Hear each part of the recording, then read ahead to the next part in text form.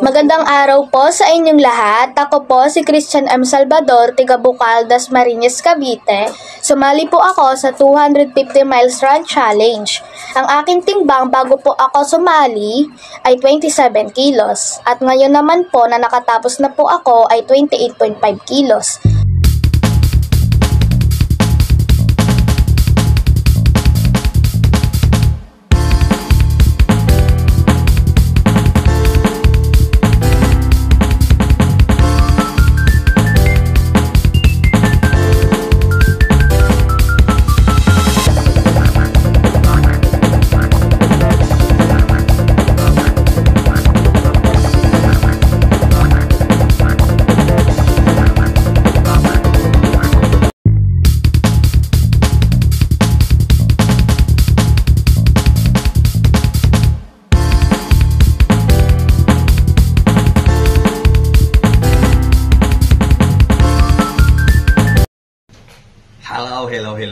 Hello.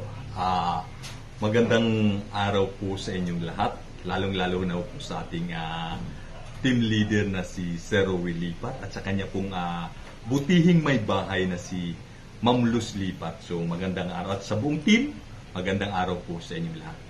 So ako po si Delio TV, ang aking YouTube channel, yung name ng aking YouTube channel. Nakatira po ako sa Naik, Cavite. At yun, sumali po tayo sa pa-contest ni Sir Rowel Lipat na 250 miles run challenge. So, sumali ho tayo sa pa-challenge na po niya yun. At yun, yung 250 miles run challenge ni Sir Rowel, equivalent ho natin sa kilometers yung aking pag-entry. So, nasa 450 kilometers, no? Nakita mo po.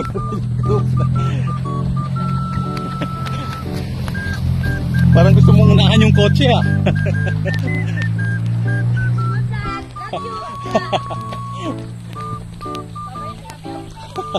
Pagod na? Hindi na kinaya.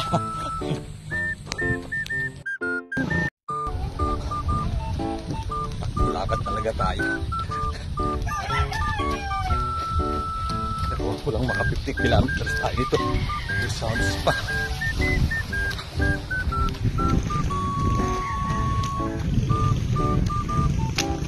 Bilisan natin tumakbo para makaabot tayo.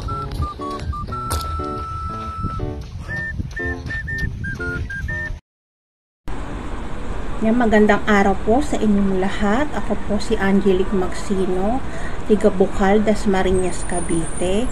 Isa po ako sa sumali sa pa-challenge ni Sir Rowel Lipat na 250 miles run challenge. Ayan po, bago po ako tumakbo ng day 1, ang aking timbang ay 60 kilos po. Kahapon ay nagtimbang po ulit ako at ang aking timbang ay 58 kilos. Ayan po, Sir Rowel Lipat, 2 kilos po ang nabawas po sa akin.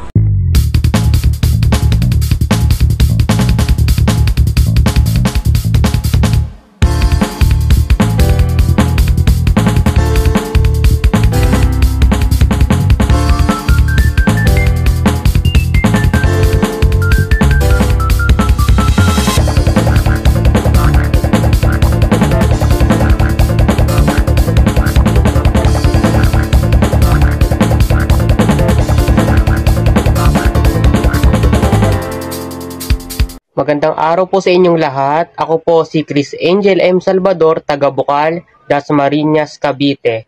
Sumali po ako sa 250 miles run challenge. Ang aking timbang po bago tumakbo ay 51 kilos, ngayon na lang po ay 52 kilos.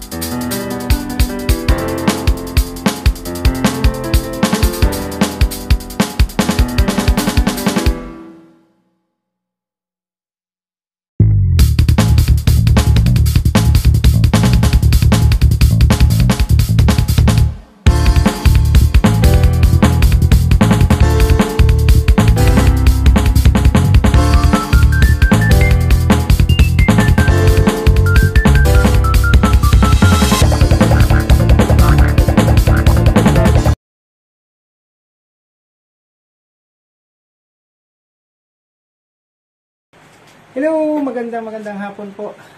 Sir Will Lipat, ako po si Dong Tigidong, isa pong sumali sa inyong 250 miles run challenge na inumpisan ko po ng January. Natapos ko po ito ay December na. Kaya naman po, I'm very proud of myself dahil yung iba po hindi kayang tumakbo, yung iba hindi kayang mag-walking, samantalang ako po na ganitong edad ko na 54 ay nakaya ko pa pong tumakbo. So natapos ko po yung 250 miles run challenge na may mga balakid, obstacles, kagaya po ng minsan umuulan, nababasa tayo ng ulan, minsan po ay mainit, sobrang init naman, masakit po sa balat, pawisan. Minsan po ay marami tayong nakakalaban na aso, nakakasalamuha sa daan, hinahabol tayo. Yan po yung mga obstacles natin. Kasama na rin po yung mga sasakyan na minsan po maharunot. So, delikado po. Ganun pa man, ay tinapos po natin ang challenge. Dahil nga challenge ito, 250 miles run challenge.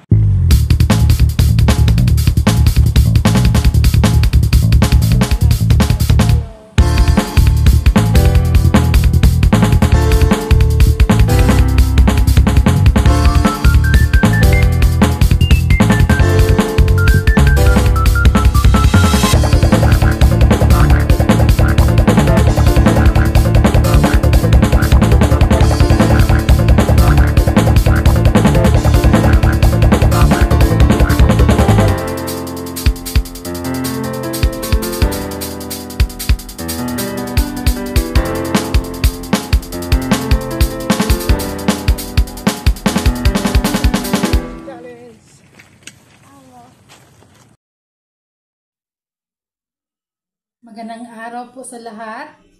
Pala si Leia Olor, 49 years old, single. Sumasali sa pa-entry at pa-challenge sa YouTube World simula noong pandemic hanggang sa kasalukuyan. God repairs, gamit ko sa pa-challenge ni Engineer Ruel Lipat. December 17, 2023, culmination of 24-hour run challenge ni Sir Ruel Lipat.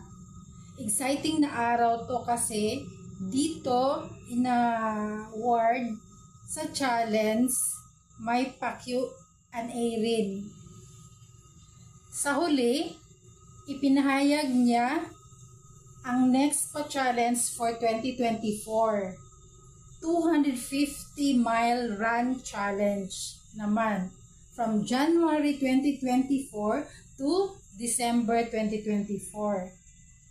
By pair naman ito ng magkapamilya, mag-asawa, magkapatid, mag-ama, mag-ina, magpinsan, bali banding habang iniisip ang physical fitness. Napagdesisyonan ko na sumali, pero wala akong nakumbinsi sa mga kapatid ko. Busy sila lahat, lalo na may pamilya. Ako single pa kasi. Kaya solo ko na lang ginawa ang challenge. Pwede naman ito if walang kapamilya na sasali. Medyo matatagalan lang, unlike if dalawa kayo, mabilis lang matatapos yung 250 miles.